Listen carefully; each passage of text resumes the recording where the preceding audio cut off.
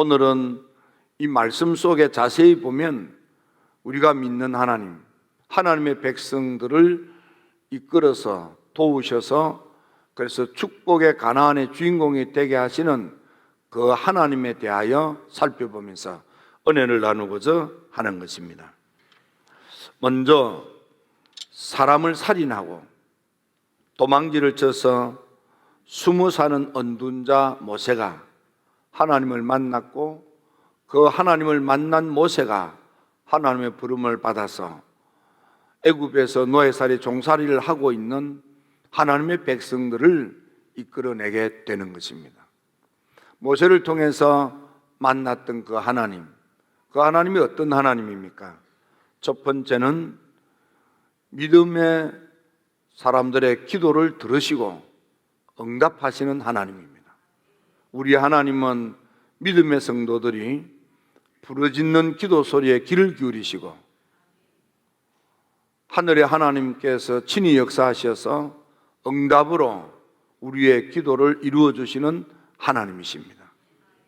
이스라엘 백성들이 가나안 땅에서 고된 노동으로 인하여 괴로운 생활을 이어갑니다. 엉뚱한 오해를 받고 학대받는 생활을 합니다. 강제 노동에 동원되어서 고생은 하지만 아무런 실익이 없는 그런 고통받는 삶을 삽니다. 너무 힘들어, 너무 고통스러워서, 너무 괴로워서 학대가 극심하여 더는 참을 수 없어 신음소리를 내며 드디어 하나님께 도와달라 부르짖어 기도하자 하나님께서는 신음소리를 내며 도와달라 부르짖는 하나님의 백성들의 기도 소리를 들으시고 하나님께서는 모세를 불러 세우셔서 이스라엘 백성들로 하여금 출애굽하도록 응답하신 것입니다. 부르짖는 기도. 여러분, 오늘 우리가 믿음 생활을 할 때에 믿고 신앙생활을 하지만 우리가 원치도 않는 억울한 일을 당할 때도 있고 또 생활에 이런저런 이유로 괴로운 생활을 이어갈 수도 있습니다. 학대받는 생활, 고통받는 생활일 수도 있습니다. 여러분들이 금년도에는 부르짖어 기도함으로 하나님의 도우심을 받아서 여러분들의 삶의 고통이, 괴로움이, 학대가 사라지고 건짐을 받고 축복의 주인공이 다 되기를 주님의 이름으로 축원합니다. 이스라엘 백성들이 부르짖어 기도했더니 하나님이 부르짖는 믿음의 기도 소리를 들으시고 하나님께서는 그들을 살펴보시고 그들을 도와주셨다 그랬습니다. 여러분, 열왕기상 18장에 보면 엘리야가 홀로 하나님께 기도했지만 그가 주의 이름을 부르며 간절히 기도할 때 하늘이 열리고 불응답이, 물응답이, 능력의 응답이 주어져서 불로 저달을 태우고 3년 6개월 동안 닫혔던 하늘문이 열려 비가 쏟아지며 임금의 마차보다 앞서 달리는 놀라운 응답의 축복으로 위대한 하나님의 선지자로 우뚝 서는 것을 잘 압니다. 이 부르짖어 기도하는 이 기도 하면은 대표적으로 생각나는 사람 가운데 또 한 사람은 히스기야입니다. 그런 병으로 죽음이 다가왔습니다. 이제 눈앞에 죽음이 다가왔지만 그는 포기하지 아니하고 하나님께 부르짖어 기도했더니 하나님이 그 기도 소리를 들으시고 그 눈에 눈물을 보시고 그를 살려 고쳐 치료하여 사흘 만에 회복하여 성전에 올라가 예배 드릴 수 있도록 강건하게 하시고 무엇보다도 대군을 막아 나라를 지켜도 주셨습니다. 신약 성경에 보면 특히 사도행전에 백부장이라고 하는 이방인이 있었습니다. 그의 기도 소리를 하나님이 들으시고 놀라웠게 베드로 목사님을 청하여 가정부흥회를 하게 하시고 놀라운 성령 충만의 역사가 두 번째로 나타나는 그런 역사가 있게 됩니다. 여러분, 금년도 여러분 기도 생활에 성공하십시오. 주님께서 말씀하시기를 구하라 찾아라 두드리라 그리하면 좋은 것을 주신다고 약속했습니다. 누가복음에서는 성령 선물도 주신다고 했습니다. 눈물의 예언자 예레미야는 예레미야서 33장 3절에서 내게 와서 부르짖어 기도하면은 내가 응답을 하지만 응답으로 끝나는 것이 아니고 내가 알지 못하는 크고 은밀한 일도 알게 하도록 역사하신다고 그랬습니다. 여러분, 하나님 제단에 와서 부르짖어 기도하여 응답으로 복된 한 해가 되기를 주님의 이름으로 축원합니다. 여러분들의 삶의 모든 고통에서 건짐을 받을지어다. 학대받는 그런 구더기 같은 인생에서 건짐을 받고 웃고 노래하고 춤추는 축복의 삶이 열려지기를 주님의 이름으로 축원합니다. 두 번째로 모세를 통해서 만난 하나님은 어떤 하나님입니까? 첫째는 응답하시는 하나님, 두 번째는 치료하시는 하나님. 출애굽기 15장 26절에 보면 나는 너희를 치료하는 하나님이라 그랬습니다. 하나님의 치료는 창세기에서부터 나타납니다. 믿음의 조상 아브라함이 하나님에게 기도를 하는데 중보 기도를 합니다.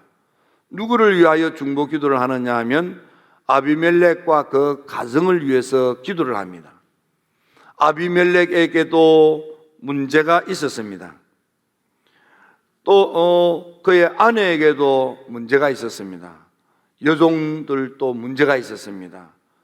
불임이라고 하는 문제를 안고 있었습니다. 아비멜렉과 이렇게 되어 있습니다. 아비멜렉에게 불임의 원인이 있다 그 말이에요. 또 아비멜렉만 불임의 원인이 있는 것이 아니고 알고 봤더니 그의 아내도 여전히 불임의 원인이 있는 거예요. 아브라함이 믿음으로 이 가정을, 이 부부를 위해서 기도했더니 하나님께서 불임을 고쳐 치료함으로 출산의 기쁨을 누리도록 응답을 하셨다 이 말이에요. 여러분들의 가정에, 아이를 기다리는 가정에 불임이 고침을 받고 응답으로 출산의 기쁨을 누리게 되기를 주님의 이름으로 축원합니다. 모세가 출애굽 때에 하나님을 만났더니 그 하나님은 하나님 스스로 말하기를 나는 너희를 치료하는 하나님이란다. 너희가 날 잘 믿고 믿음 생활, 신앙 생활, 말씀 따라 잘하면은 신명기 7장 15절에 보면 너에게 임한 질병을 치료하여 멀리 떠나가게 하시고 너에게 다가오는 악한 질병들은 너희에게 오지 않도록 내가 막아주리라 예방해 주신다고 했습니다.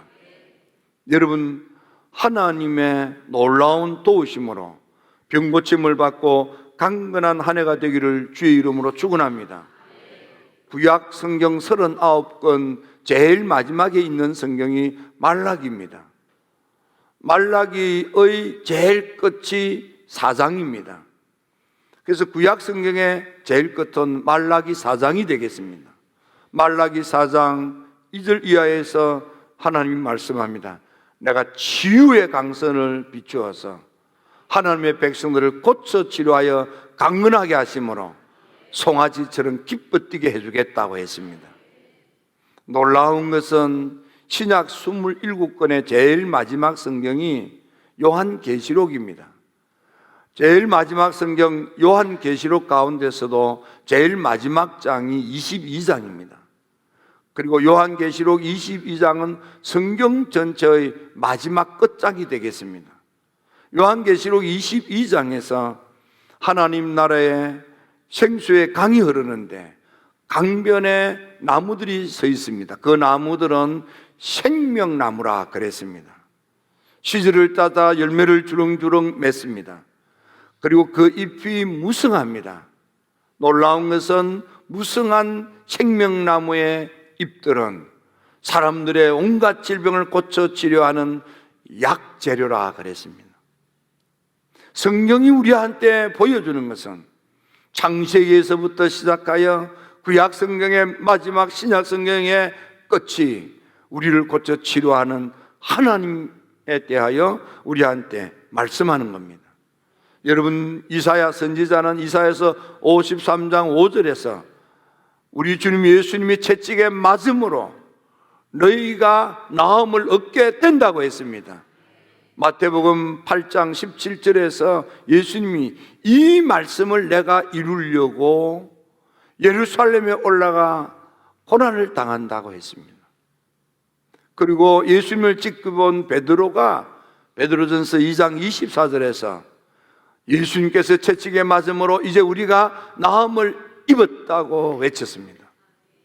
여러분, 금년도에는 주님으로부터 고침을 받고 강건하게 되기를 주의 이름으로 축원합니다. 모세를 통해서 세 번째 만나는 하나님은 축복의 하나님이십니다. 믿음의 백성들이 부르짖어 기도할 때 응답하시는 하나님, 믿음의 백성들을 고쳐 치료하여 낫게 하심으로 믿음 생활, 신앙 생활을 바르게 하시는 하나님, 우리의 하나님은 축복하시는 하나님. 이스라엘 백성들이 많은 학대를 받고 강제 노동에 동원되며 생활이 너무너무 괴로워 고통스러운 가운데서도 하나님께서 이 백성들에게 생육의 복을 주시고 번성의 복을 주시고 강성의 복을 주시고 충만의 복을 주셔서요, 특별히 산파들에게도 하나님께서 복을 주시는데 온 집안 식구들이 번성하도록 복을 주시고 강성하도록 복을 주실 뿐만 아니라 온 집안이 흥황하게 일어나도록 복도 주시는 분이십니다. 이스라엘 백성들이 애굽에서 강제 노예살이 종살이를 했기 때문에 가진 물질 재정이 없었습니다. 그들은 빈곤했습니다. 그들은 가난했습니다. 그럼에도 불구하고 그들이 출애굽을 할 때는 애굽 사람들이 가지고 있는 은폐물, 금폐물, 값진 옷을 얻어다가 애굽 사람들이 가지고 있던 부와 재물을 들고 출애굽을 하게 되는 것입니다. 성서신학자들은 이런 것을 가리켜서 부의 이동이다, 여기 있던 부를 하나님이 들어서 이쪽으로 옮겨주셨다, 그런 뜻입니다. 이스라엘 백성들이 가진 것이 없었는데 출애굽을 할 때는 가지고 나왔어요. 그런가 하면 에스라서에 보면 하나님의 거룩한 성령의 감동을 받은 고레스 임금의 칙령에 따라서 제국의 백성들이 성령의 감동을 받아 예루살렘을 올라와 성전을 건축하고자 기한하는 하나님의 백성들에게 성전을 건축할 수 있도록 물질로 도왔습니다. 그 물건들을 싣고 갈 수 있는 짐승들도 주었습니다. 또 바벨론 군사들이 예루살렘을 점령할 때에 가져갔던 성전의 모든 기물들도 돌려주었습니다. 그래서 이스라엘 백성들이 바벨론에 포로 생활을 하고 귀환할 때에도 바벨론 제국의 국민들이 가지고 있던 검은 폐물이며 많은 성전 건축의 예물을 가지고 올라와서 하나님의 성전을 건축하게 되는 것입니다. 이런 것을 가리켜서 성서신학자들은 부의 이동이라고 합니다. 애굽에서 아무것도 없는 이스라엘 백성들, 노예살이, 종살이, 고생만 했던 이스라엘 백성들이 출애굽을 할 때는 떵떵거리며 살던 애굽 사람들의 가진 재물을 가지고 나오게 했습니다. 페르시아 제국에서 포로 생활을 했던 이스라엘 백성들이 예루살렘으로 귀환할 때는 페르시아 제국의 사람들이 가지고 있는 물질을 들고 돌아와서 그들은 하나님의 성전을 건축했던 것입니다.